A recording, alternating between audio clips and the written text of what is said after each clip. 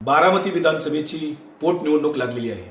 आदरणीय अजितदादांच्या निधनानंतर ही पोटनिवडणूक लागेल असं कधी कोणाला वाटलं नव्हतं, परंतु ती निवडणूक लागली आणि आज उमेदवारी अर्ज माघारी घेण्याचा अखेरचा दिवस होता।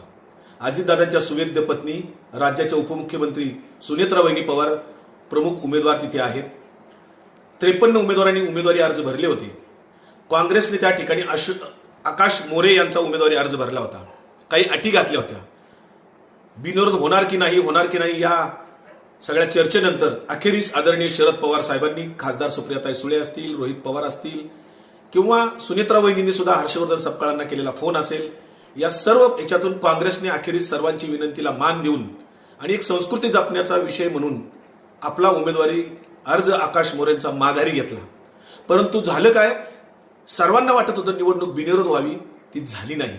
खरं तर त्यांच्या पक्षाने, राष्ट्रवादी काँग्रेस पक्षाने सुनील तटकरे प्रदेशाध्यक्ष आहेत, त्यांच्या जिल्ह्याचे कोणी अध्यक्ष असतील, निवडणुकीचा कोणी इन्चार्ज होता की नव्हता, कारण निवडणूक बिनविरोध होण्यासाठी कुणी प्रयत्न केल्याचे दिसत नाही।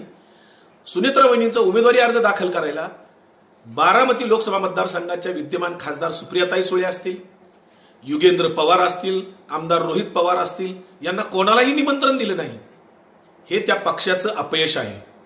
शिवाय उमेदवारी जे कोणी उमेदवारी भरणारे अर्ज होते त्यातले 23 अर्ज आज अखेरीस राहिलेले आहेत। निवडणूक बिनविरोध व्हायला पाहिजे होती, ती झालेली नाही।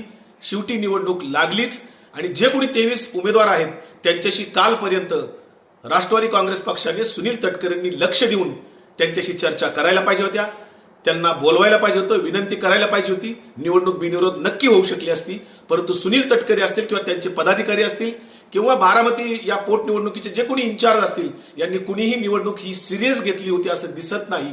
यांनी निवडणूक जर सिरियस घेतली असती, प्रामाणिकपणे त्या ठिकाणी जर खरंच काम केलं असतं तर निश्चितपणे ही निवडणूक बिनविरोध होऊ शकली असती। परंतु सुनील तटकरे प्रदेशाध्यक्ष म्हणून किंवा त्यांचा पक्ष या निवडणुकीमध्ये सबशेल फेल ठरला आणि शेवटी निवडणूक ही लागलीच। हे त्या पक्षाचं अपयश आहे, हे योग्य झालेलं नाही। सुनील तटकरेंनी या संदर्भात जबाबदारी घ्यावी।